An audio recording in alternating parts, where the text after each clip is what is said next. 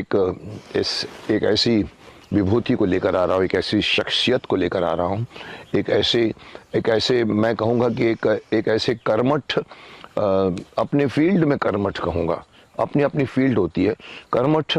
ये हमारी एक तरह से मैं इनको ये भी कहूँगा कि माँ का फ़र्ज़ निभाया है इन्होंने, पति का फ़र्ज़ निभाया है इन्होंने। जी हाँ, मैं बात कर रहा हूँ शतम जीवा के जो चलाने वाली जो श्रीमती अनुराधा शर्मा जी हैं, वैद्यनाथ के यहाँ पर इतने बड़े फॉर्म की जो यहाँ पर मालिक हैं। और मैं उनको पिछली बार भी आपको मैं अपने एमके शो में मिला चुका हूँ। इस बार मैं सिर्फ और सिर्फ कोशिश करूँगा कि कुछ उनके जीवन से मैं जानूँ कि उन्होंने सनातन धर्म को अपनाया था कि नहीं अपनाया था, और अपनाते हैं और कैसे चाहते हैं कि लोगों को अपनाना चाहिए। तो मैं आया हूँ उन्हीं के इस प्रांगण में, ये मेरे आसपास जो है वो, इसलिए मैं उनको बुलाना चाहता हूँ जिनसे हम सुनेंगे सनातन धर्म क्यों इम्पोर्टेंट है आज के युग में। तो चलिए अभी मिला देता हूँ मैं आपको श्रीमती अनुराधा शर्मा जी से, वो देखिए आ रही हैं।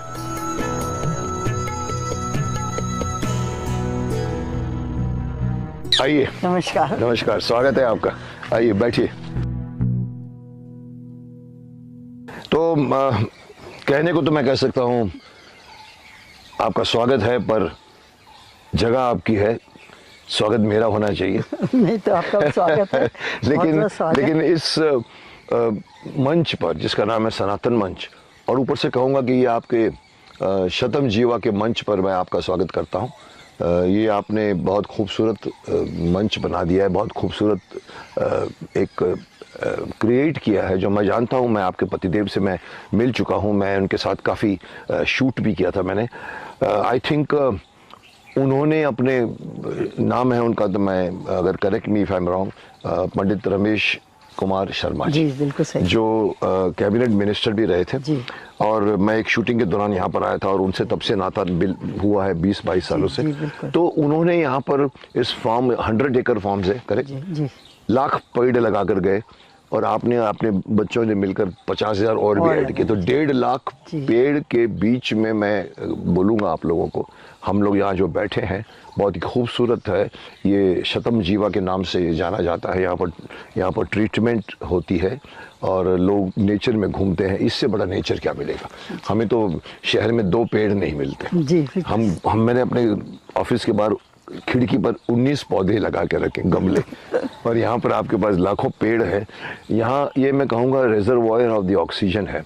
यहाँ पर आदमी जो बैठा है उसको फ्री ऑक्सीजन मिलेगी, जो वहाँ नहीं मिलती। तो स्वागत है आपका आपके इस खुद के खूबसूरत एक मैं कहूँगा खूबसूरत एक फिज़ा का या एक जगह बना के रखी है आपने, और मेरा मंच जो मैं लेकर आया हूँ सनातन मंच।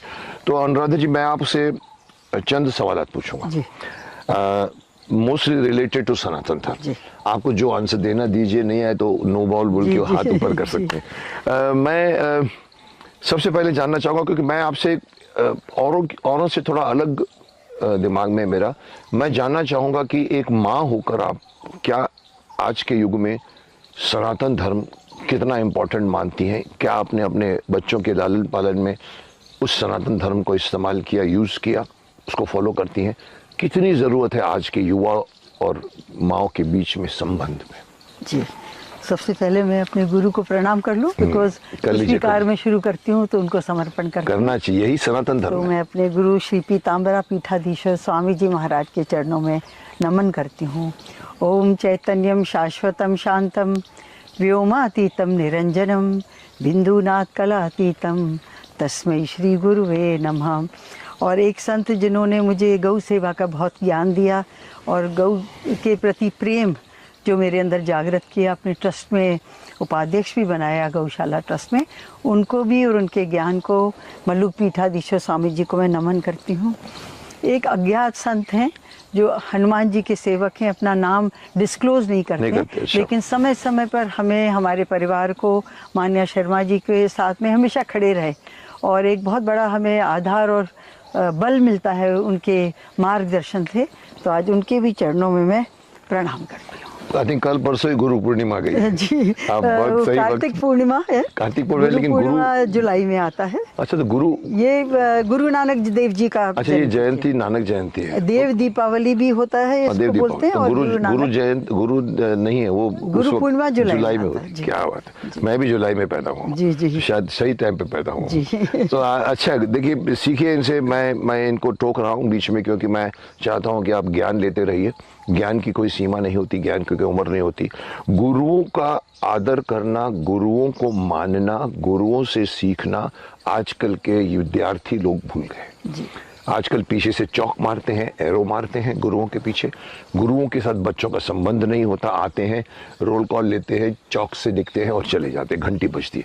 देखिए इन्होंने कितनी अच्छी तरह से अपने गुरुओं को कृतज्ञता दिखाई। क्योंकि जैसे मशहूर है कि गुरु गोविंद दो खड़े काके लागो पाए, बलिहारी गुरु आपने गोविंद। यस, बलिहारी गुरु आपने गोविंद दियो दिखाए। इसलिए आज के युग में, कलयुग में गुरुओं की महत्ता और बढ़ गई, क्योंकि हम लोग भटक रहे हैं। तो सीखिए इनसे। जिन्होंने आपको सिखाया है उनकी कृतज्ञता रखिए और उनकी सीख को जिंदगी भर अपने साथ रखिए। इन्होंने रखा है, इन्होंने अपनी जिंदगी में अपनाया है, उसको मैं देख रहा हूँ, मैं इनके पर्सोना में देख रहा हूँ। तो बताइए आप मेरे सवाल का जवाब।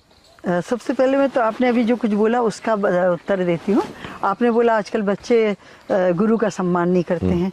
तो गुरु एक आध्यात्मिक गुरु होते हैं, एक शिक्षा गुरु होते हैं। तो शिक्षा गुरु का जब हम सम्मान नहीं करते हैं, मैंने अपने गुरुदेव की वैदिक उपदेश नाम पुस्तक में पढ़ा है, तो उनका सीखा हुआ ज्ञान भी उनको लाभ नहीं देता है, नहीं देता, गुरु का वो करने से। और गुरु तो देखिए, तो राम जी के भी गुरु थे, वशिष्ठ जी। कृष्ण भगवान के भी गुरु थे। और हर कोई बड़ा संत, रामकृष्ण परमहंस, उनकी पुस्तकों से मैं बहुत प्रभावित हूँ, उनके भी गुरु थे, तोतापुरी बाबा।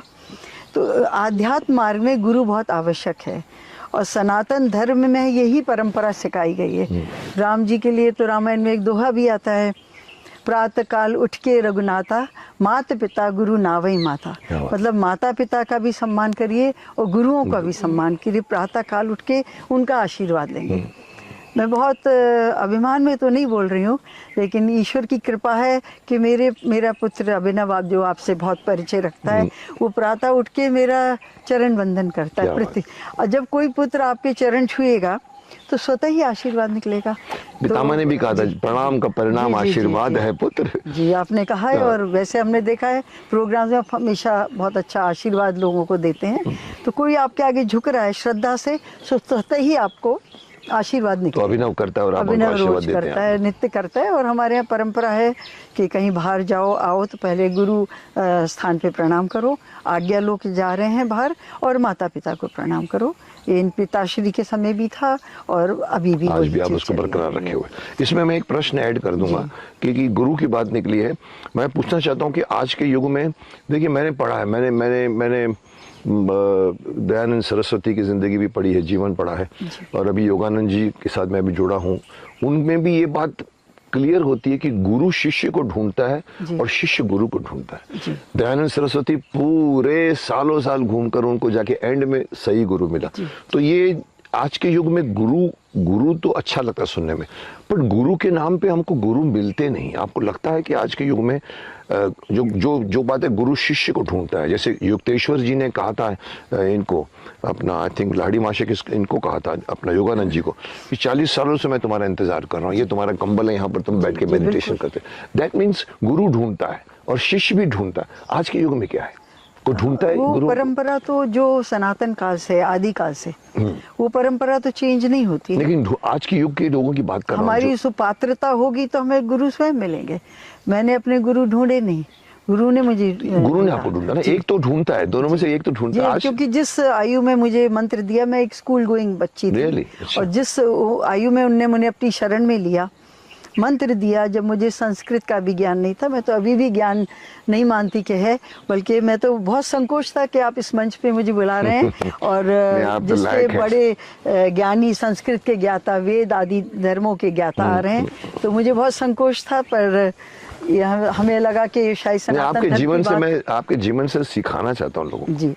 जी। गुरु की जब आपने बोली, तो एक विषय है जो मुझे हृदय में हमेशा झकझोर देता है। उनका गुरु चाहिए। आज के लगता है कलयुग की भागदौड़ में गुरु चाहिए। बिल्कुल चाहिए। हर योगा कलयुग सीखने के नहीं, लिए भी गुरु के बगैर अगर नहीं सीखना त्रेता में भी चाहिए, सतयुग में भी चाहिए, द्वापर में भी हाँ, चाहिए। ये बात तो है, कलयुग बट इस वक्त ज्यादा चाहिए बस, क्योंकि ज्यादा हम चाहिए, भटक क्योंकि कलयुग का प्रभाव है। प्रभाव है। और इसमें जो बुद्धि लोगों की भ्रमित हो रही है, सबसे बड़ा दोष तो आजकल इंटरनेट और इस गूगल पे से। जाएगा, लैपटॉप पे और लैपटॉप। मोबाइल पे जो बच्चे रहते हैं। एक कक्ष में आप प्रवेश करेंगे, 4 प्राणी बैठे हैं, पास पास बैठे हैं, एक अपने मोबाइल लेके। अपने अपने मोबाइल में घुस जाते, पति पत्नी एयरपोर्ट पे देखा है दोनों, वो इधर लगी रहती है, वो इधर लगा रहता है। जी।